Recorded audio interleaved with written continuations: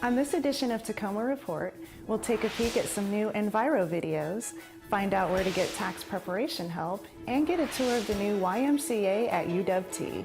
Stay tuned.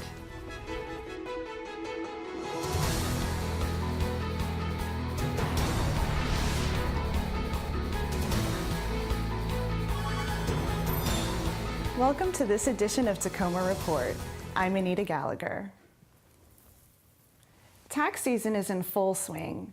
Even if you aren't required by the Internal Revenue Service to file your taxes, you might want to because you may be entitled to a refund. If you need assistance filing your taxes, there are several options for free tax preparation help available in Tacoma. You can find out more at irs.gov or by calling 211. 2014 taxes should be filed by the April 15th deadline. April brings tax day, but March brings spring hours at Tagro. With a change in seasons comes a change in hours at Tagro. Spring hours will take effect on March 9th with extended hours Monday through Friday from 8 a.m. to 5 p.m. and Saturdays from 8 a.m. to 3 p.m.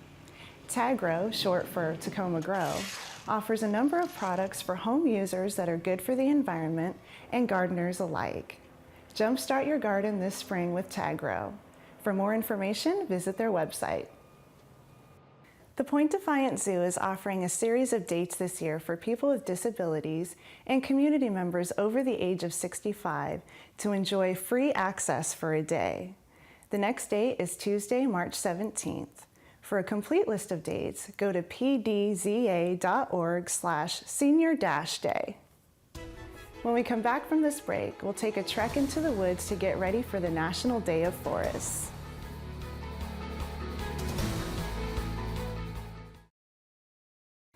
Each year, there's a celebration of forests that takes place around the globe.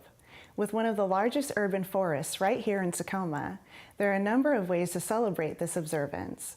Tacoma Report's Stacy Ellifrit has more. In 2012, the United Nations General Assembly established a resolution that March 21st will be known as International Day of Forests. This resolution provides a platform to raise awareness of all types of forests and their importance to our environment. One way to celebrate this International Day is with a trip to Point Defiance Park. This 700-acre park is located right in Tacoma's own backyard and is one of the largest urban forests in the country. What's unique about Point Defiance is that we have what is called an old growth forest located on the property. The age of the trees, the various species, can be anywhere between 300 to 600 years old. There's various trails that actually go throughout the forest, and then there's a 5-mile loop that goes around that pedestrians can either walk, you can drive, or we encourage bicycle throughout the 5-mile loop. Point Defiance Park is managed by Metro Parks Tacoma. It takes a tremendous amount of work to preserve an urban forest of this size to keep it healthy and thriving. Point Defiance is a model of forest preservation because it's been preserved since the late 1800s.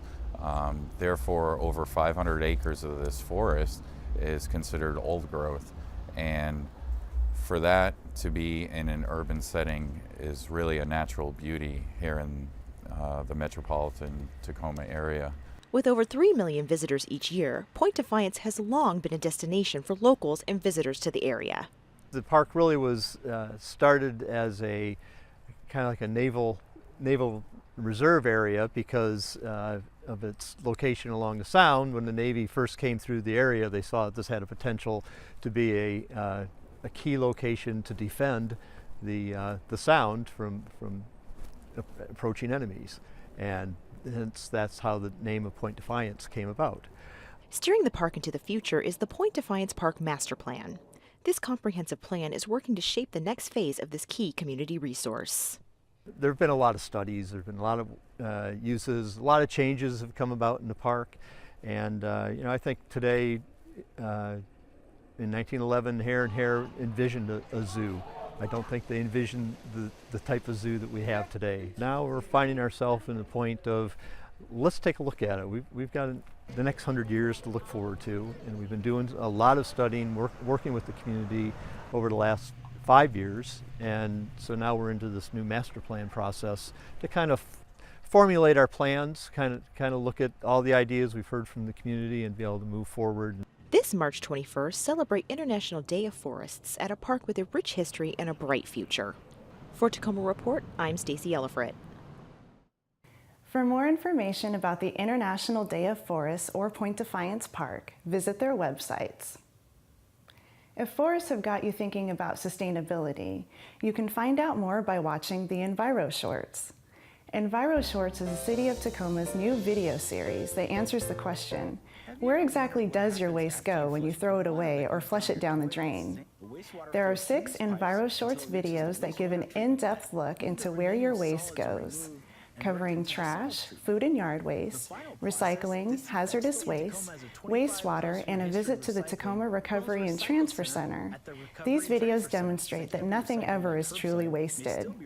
Instead, our resources in Tacoma are reclaimed and put to use in new ways.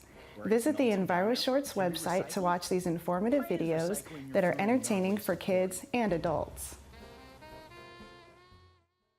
Sustainability is one of the topics touched on in the city's 2025 strategic plan. Inspired by the richly diverse range of community perspectives in Tacoma, the city's strategic plan that's going to guide policymaking priorities over the next decade is now publicly available online. Just go to cityoftacoma.org. After this short break, we'll find out which bridge closure may impact your commute.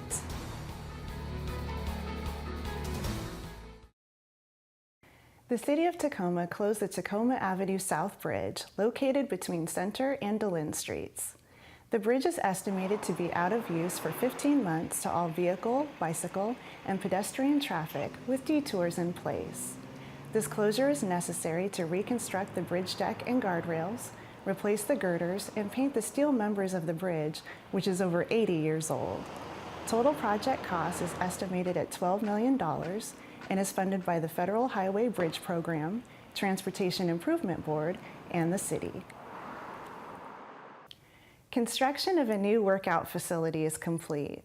The University of Washington Tacoma's Y Student Center, on the former site of the Longshoremen's Hall, is a glistening new addition to downtown Tacoma's evolving landscape.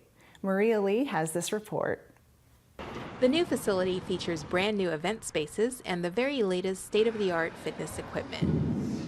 This track I'm walking on is cushioned for reduced impact. 12 laps around is 1 mile. What better way to take in these great scenic views of Tacoma while getting some cardio? For me, the impetus behind this building really was personal, and it was professional. The reason it was personal was because when I got here back in 2007, there was 2 institutions that really transformed my life.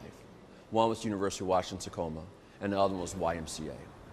UW Tacoma gave me a position, and it gave me an opportunity to really transform the lives of especially first generation and low income students in our community.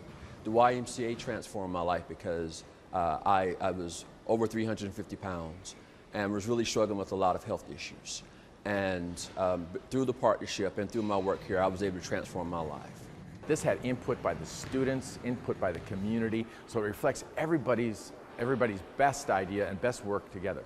But the beautiful thing about this is what happens when the student body is here with the community, and you see that magic happening in the afternoon and evenings. That's what's the beauty of this 70,000 square foot gathering space.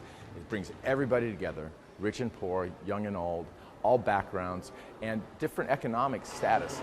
And what I love about this University Y Student Center is it brings everybody together, and that's how you change a community. The partnership between the University and YMCA of Pierce and Kitsap counties gives students full use of the new facility and any YMCA facility in Pierce and Kitsap counties. YMCA members who are not students will also have access to the new University Y. It acts as the central hub for not only the University of Washington Tacoma, but as the hub for Tacoma itself. And it brings new faces. There were students that came into the facility that I didn't know were students for the longest time, and I've gone to school for like almost 3 years, and it was nice to see those new faces and the new student involvement just increasing, and the campus is exponentially growing. Deborah Friedman as chancellor of this university. She wanted to partner with us absolutely because she had faith in us, and 97% of the students agreed with her. But I've got to tell you, that's right behind me. Deborah had big picture ideas, but she said, we're going to have a climbing wall. So every time I come here, I get goosebumps when I see students climbing on this wall and other members, because this is what she wanted. She wanted this place that people were rising higher, that were going for their aspirations, that they could believe in themselves, that they could make it to the top. And so this is the Deborah Friedman Wall. Student fees helped pay for construction of the new facility and will continue to pay for ongoing operations. For Tacoma Report, I'm Maria Lee. For more information about the new University Y Student Center, go to ymcapkc.org. One of Tacoma's high school students will represent the city in Seattle later this month. The Boys and Girls Clubs of South Puget Sound celebrated their 75th anniversary during their Legacy of Hope Youth of the Year Scholarship event at the Greater Tacoma Convention and Trade Center on February 19th. Over 500 community members attended the event, which celebrated 9 amazing Youth of the Year candidates. Words of inspiration from Shaquille O'Neal's mother, who is the author of Walk Like You Have Somewhere to Go, were also featured at the event. My sons, my daughters have played in. The Boys and Girls Club has been around for a long time. You're celebrating 75 years, but the message remains the same. It is the positive place for kids, and great futures begin at the Boys and Girls Club. I encourage you to keep doing what you're doing. I stand as a witness. I stand as one of those diamonds in the rough. And I believe that the Boys and Girls Club, with what they instilled in me, has helped to make me a better woman today. After a night of interviews and speeches, Adea Granberry from the Gagne branch was selected as the 2015 Youth of the Year. As Youth of the Year, I will have the opportunity to spread my vision for youth across America, to develop well-rounded, contributing young leaders. The youth are the future of our community. I want to give back to my community by leading the next generation on their path to success, just like the Boys and Girls Club did for me. Adea, who is currently a senior at Wilson High School and the ASB president, will receive a $3,500 scholarship from the Boys and Girls Clubs of South Puget Sound as Youth of the Year. She'll represent the organization at the state level on March 25th in Seattle. When we come back from this break, we'll find out how to get special events correctly permitted.